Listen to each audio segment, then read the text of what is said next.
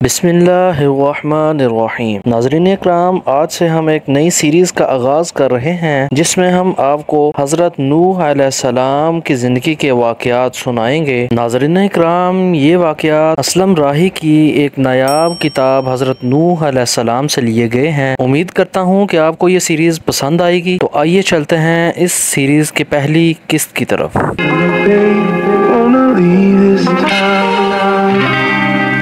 नाज़रीन इकराम, हज़रत नूह अलैहिस्सलाम इस ज़मीन पर हज़रत आदम अलैहिस्सलाम के बाद पहले नबी हैं जिनको रसालत से नवाजा गया। जिस इंसान पर खुदा की वही नाज़िल होती है वो नबी है, और जिसको जदीद शरीयत अता की गई हो और उस पर वही भी आती हो वो रसूल है। सही मुस्लिम में हज़रत अबू ज़हरा से एक हदीस नकल है जिसका तर्जुमा कुछ इस तरह है: हज़रत नूह अलैहिस्सलाम को ज़मीन पर पहला रसूल बनाया गया। इल्मुल इंसाब के माहिरीन ने हज़रत नूह अलैहिस्सलाम का नसब नामा इस तरह बयान किया है: नूह बिन लामिक बिन मतूशाला बिन खनूह बिन यारद बिन महलील बिन कन्हान बिन अनूश बिन शीस बिन आदम अलैहिस्सलाम। अगरचे मौरखीन और तुरैत ने इस शजरा नसब को सही माना है, लेकिन कुछ मुहक्किकीन इसकी सेहत पर शक और तरद्दुद करते हैं, बल्कि यकीन के साथ कहते हैं कि हज़रत आदम अलैहिस्सलाम और हज़रत नूह अलैहिस्सलाम के दरमियान इन बयान करदा सिलसिलों से ज़्यादा सिलसिले हैं।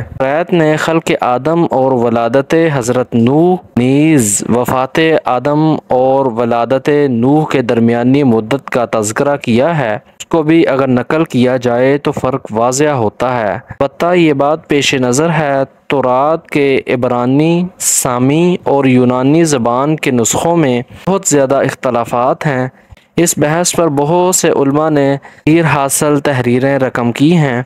सिलसिले में उलमा का कहना है कि अगर हज़रत आदम अलैहिस्सलाम की वफ़ात और हज़रत नूह की वलादत के दरमियान साब बामुताबिक करना चाहें, कामयाब नहीं हो सकेंगे, इसलिए कि हज़रत आदम अलैहिस्सलाम और हज़रत नूह अलैहिस्सलाम के दरमियान जो मुद्दत गुज़री उस पर जो मौरखीन और उलमा के जो तखमीने हैं वो अक्सर शक पर मबनी हैं। इस वजह से इस मसले पर तौरात के मुख्तलिफ नुस्खों में भी काफ़ी इख्तलाफ और इंतशार पाया जाता है।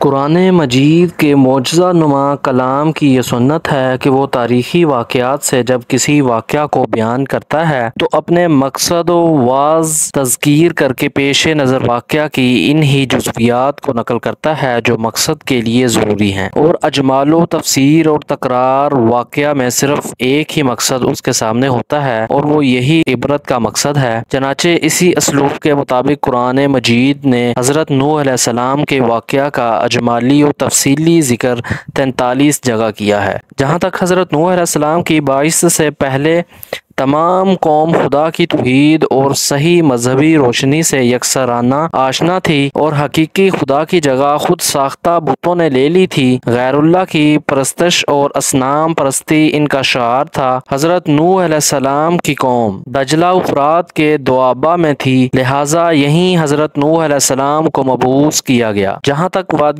दजला और उफरात की इन ज़मीनों का ताल्लुक है, इन सरजमीनों में माजी के ना जाने कितने राज व भेद पोशीदा हैं। मुअर्रिखीन का कहना है कि कौमें जिनका एक फ़र्द भी आज इस ज़मीन पर मौजूद नहीं, ज़बानें जिनका अब कोई बोलने वाला जिंदा नहीं, कायद जिनका एक भी पैरोकार नज़र नहीं आता, अब पुररौनक शहर, अजीम मसाजिद और उम्दा महल, अब जिनके निशान भी बाकी नहीं रहे, लेकिन माजी कभी भी नहीं मरता। वो खाक में मिलते मिलते भी अपने फ़िक्र फ़न, इल्म हुनर का ख़जाना हाल के हवाले कर जाता है। हाल जो मुस्तकबिल का पहला कदम है, असासे की छान फटक करता है। जो एशिया मुफीद और कारआमद होती हैं इन्हीं को काम में लाता है, और जो हकदार और रवायतें सेहतमंद होती हैं उनको कबूल कर लेता है। अलबत्ता बेकार चीज़ों के अंबार ज़ाया कर दिए जाते हैं और फरसुदा अक़दार और रवायात को रद्द कर दिया जाता है। और जब ज़िंदगी का कारवां अगली मंजिल की तरफ कूच करता है